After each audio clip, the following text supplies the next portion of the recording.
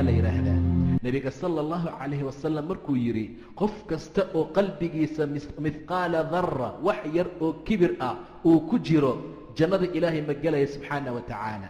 wax yar oo kibir ah qofka ay ku sugan tahay jannada ilaahay ma gelaya subxaana wa tacaala.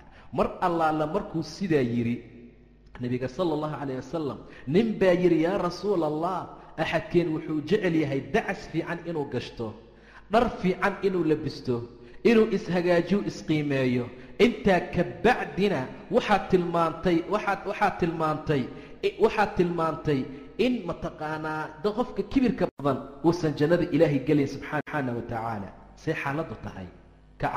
kaba fiican inaan labisto waan jeclahay, shaar fiican oo qurux badan inaan xirto waan jeclahay, surwaal fiican oo qurux badan inaan labisto waan jeclahay. say xaaladdu tahay? rasuulku wuxuu ugu jawaabay ina allaha jamiilun yuxibu aljamaal. ilaahay waa jamiil, jamaalkana waa jecel yahay subxaana wa tacaala. quruxdu waa jecel yahay ilaahay. laguma diidana dhar fiican xiro, laguma diidana dacaskii kabaha iska bedel, laguma diidana shaar fiican xiro, laguma diidana cambuur fiican gasho. laakiin xaqa macnaha kibirka aan ka hadlaya saas ma aha. ee kibirka waxaa loola jeedaa waa xaqa oo laga santaago, waa xaqa oo la inkiroo la diido, waa mataqaanaa waa inkiritaan xaqa la inkiro. waa xaqa marka laguu sheegay inaad diiddo. waa in diinta ilaah marka wax lagaaga tilmaamo aad shaki ka keento, waa inaad ka murunto, waa inaad dadkii ka diiddo. iyo waqamtu nnaas, dadkoo la xaqiro buu yidhi nebiga sal allau calayh wasalam. war kibirka aan idiin sheegaya kaas waaye. kibirka laydinka diiday naarta lagu gelaayo waa xaqoo laga santaago iyo dadkoo la yaso, iyo dadkoo la inkiro, iyo dadkoo dib loo dhigo, iyo dadkoo ilaah subxaana wa tacaala dartii aan loo qiimaynin. taasay markaa tahay. marka naar way faantay, waxay ku dooday ay tiri jabbaariin iyo mutakabiriin iyo isla weynayaal. dad noocaas ah ayaa aniga markaa igu dhex sugan, dadkaasaan leeyahay, dadkaasaa ileh, dadkaasaa asxaabtayda ah, dadkaasaa laygu abaalmarinayaa. jannaa hadashay, jannoy adiguna hadal. maxay tiri? fiya ducafaa annaas, dadka kuwooda daciifiinta ah oo mu'miniinta ah, wa masaakiinihim, kuwooda masaakiintee danyarta ah ayaa anigana iga dhex buuxay tiri. waayo nebigu wuxuu tilmaamay dadka fuqarada ee mu'miniinta ah ee ku sabray way gelayaan jannada. dadka xoolo qabeenkaee mu'miniinta ah 500 oo sano ka hor ayay gelayaan. dadka ahlu jannihii jannada ayay galeen, ahlu naarkiina naartay galeen. dadkii ahlu jannaha ahaa oo xoolo qabeenka ahaa bannaankay weli taagan yihiin oo 500 oo sanay ka soo dambeeyaan gelitaankeeda. waayo xisaabtan baa jira, xoolihii baa la xisaabayaa, meeshay ka keeneenaa la xisaaba, meeshay ku bixiyeen baa la xisaaba, khayrkii wanaaggii ku bixiyeen baa la xisaabayaa, masaajidadii ay ku dhiseen baa laga xisaaba, wixii xumaana ay ku sameeyeen ay ku takrifaleen buu ilaahay xisaabayaa. idan way u dambeeyaan dadka mu'miniinta ah ee ahlu jannaha ah ee gelaya jannada. weliba ma aha dad ahlu naar ah, waa dadkii ahlu jannaha ahaa, waa dadkii ahlu khayrka ahaa, waa dadkii meesha khayrka ku bixiyey xoolahooda. marka xisaabtanka lagu adkeeyo waxay ka gaaraysaa maxaa shil xataa na loo siiyey intaan adduunka markaa joognay. marka jannadii way faantay ayadana, fuqaray ku faantay, ducafay ku faantay oo mu'miniin ah. faqada allahu baynahumaa, ilaahay baa kala dhexdhexaadiyey subxaana wa tacaala. aamusa buu yidhi labadiinaba. ilaahay baa garsoore u noqday. innaki aljanna, jannay adigu raxmatii, naxariisteydii baa tahay. arxamu biki man ashaau, kaan doonaan kugu naxariisanayaa buu yidhi ilaah subxaana wa tacaala. ilaahay kaan doonaan kugu naxariisanayaa buu yidhi ina haadihi tadkira faman shaaa ataqada ilaa rabbihi sabiila wamaa tashaa'uuna ilaa an yashaaa allah ina allaha kaana caliiman xakiima yudkhilu man yashaau fii raxmatihi. cid allaala ciduu doonu ilaahay naxariistiisa geliya subxaana wa tacaala. yaa soo haray waalظaalimiina acadda lahum cadaaban aliiman, ظaalimiintana cadaab aliim ah ayaan u diyaarinay buu dahay ilaah subxaana wa tacaala. idan ilaahay baa kala garsooray subxaana wa tacaala. jannay aamus buu yidhi naxariistaydaa tahaye, cid allaala ciddaan doontaan kugu naxariisanayaa.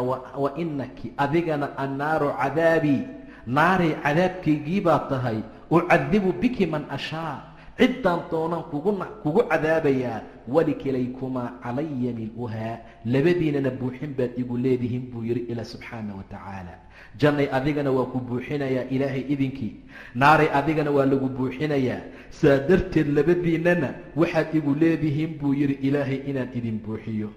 midaana buuxin bay igu leedahay waa jannadii, waayo nebiga waxa uu ka sheekeeyey sala allahu calayhi wasalam albaabka jannada, labada nasaaree ee albaabka jannada u dhaxaysa in loo soconayo busro ilaa shaam, ama loo soconayo meel aad iyo aad u weyn, ama loo soconayo 40 caaman 40 sano yaa labada gees ee albaabka jannada loo socona.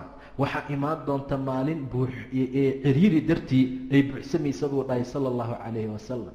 naartana saasoo kale, naarta sideedaba inta badan ma buuxsamayso sida aayaddu ay tilmaantay, oo ilaahay uu yidhi subxaana wa tacaala alqiyaa fii jahannama kulla kafaarin caniid, gaal badan ama gaalnimo badni caniid ah oo diin aan madaxiisa gelaynin ka buuxiya cadaabka, ku tuura jahannamo. alqiyaa fii jahannama, weliba gelitaan caadiya geli maayaan. aayadaha inta badan waxay tilmaamayaan inta la qabtaa lagu tuurayaa. yucrafu almujrimuuna bisiimaahum fayu'khadu biاlnawaasi wاlaqdaam, foodaha iyo gomodaha laga qabana buu dhaha ilaahay. inta lasoo qabtoo laysku jebiyo aa jahannamo lagu tuura, markaasaa la dhahayaa haadihi jahannamu alatii kuntum tuucaduun, ama haadihi jahannamu, tani waa jahannamadii laydiin yaboohayay intaad adduunka markaad joogteen.